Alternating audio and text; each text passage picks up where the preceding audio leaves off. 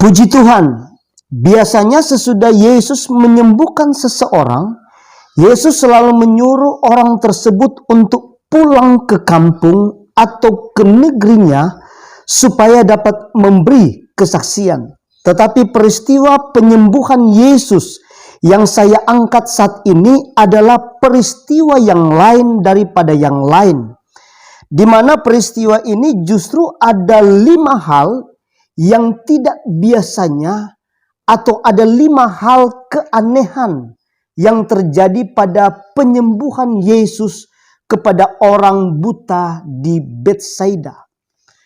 Dan untuk mengetahui 5 hal keanehan tersebut, maka mari kita ikuti perenungan firman Tuhan yang terambil dalam Injil Markus pasal 8 ayat 22 sampai ayatnya yang ke-26. Kita lihat ayat 22. Ayat 22 ini menceritakan Yesus dan murid-muridnya tiba di Betsaida, dan di situ ada orang membawa kepada Yesus seorang buta supaya ia atau Yesus menjamah dia supaya sembuh. Keunikan yang pertama, dalam ayat 23, Yesus memegang tangan orang buta itu dan membawa dia keluar kampung.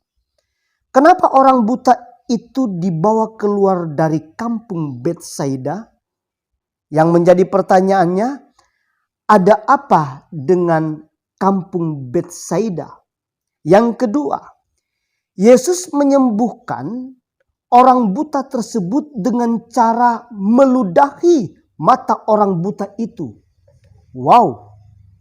Dan yang ketiga, ayatnya yang ke-24. Orang buta tersebut sembuh tetapi tidak sembuh total. Ini salah satu juga keanehan.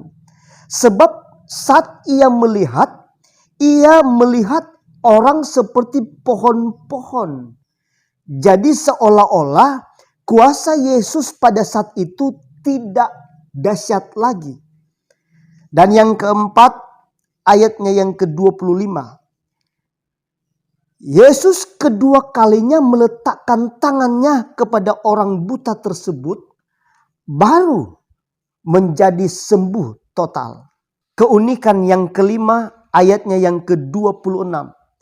Yesus menyuruh kepada orang buta yang sudah sembuh tersebut supaya jangan masuk kampung. Sebab biasanya seseorang yang baru sembuh, Yesus menyuruh pulang dan bersaksi. Artinya, ada apa dengan Betsaida sehingga Yesus larang masuk ke kampung Betsaida?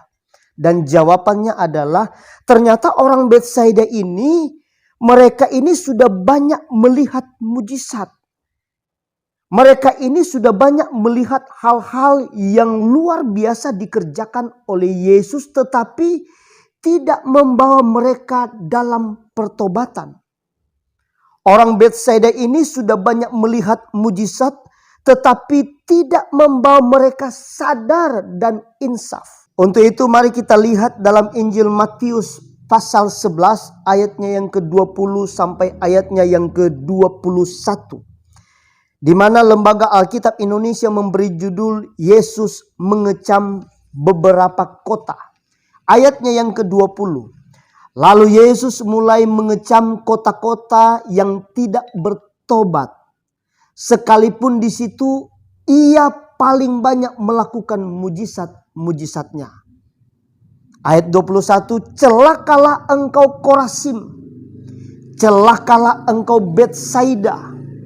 Karena jika di Tirus dan di Sidon terjadi mujizat-mujizat yang telah terjadi di tengah-tengah kamu, sudah lama mereka bertobat dan berkabung. Artinya orang yang sudah banyak melihat mujizat, tetapi hidup mereka tidak bertobat. Ini bukan lagi orang bodoh, tetapi sudah orang bebal.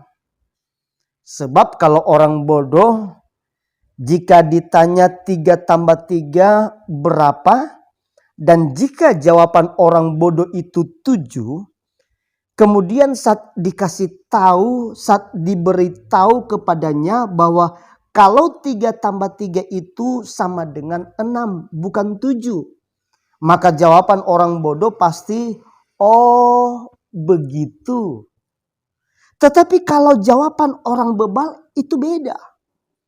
Kalau dikasih tahu bahwa 3 tambah 3 sama dengan 6, bukan 7. Maka jawaban dari orang bebal begini. Kalau kita suka bilang 7, apa ngoni? Itu terserah kita. Jadi mendingan kita beritahu kepada orang bodoh daripada kita beritahu kepada orang bebal.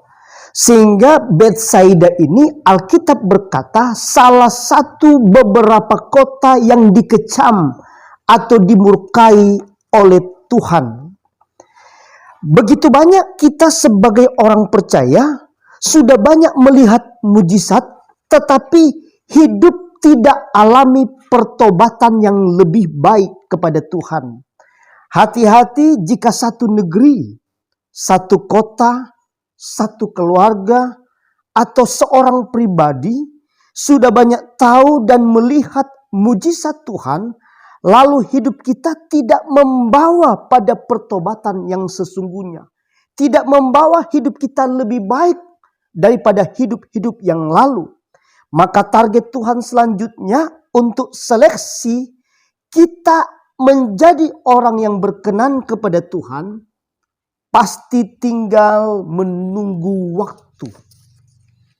Contoh, kota Sodom dan Gomora serta penduduknya. Andai saja kota Sodom dan Gomora serta penduduknya meresponi seperti kota Nineve yang mendengar firman Tuhan dan berbalik perbuatan mereka yang tidak berkenan kepada Tuhan menjadi berkenan kepada Tuhan, saya percaya kota Sodom dan Gomora masih ada dan tidak akan dibinasakan seperti kota Nineve.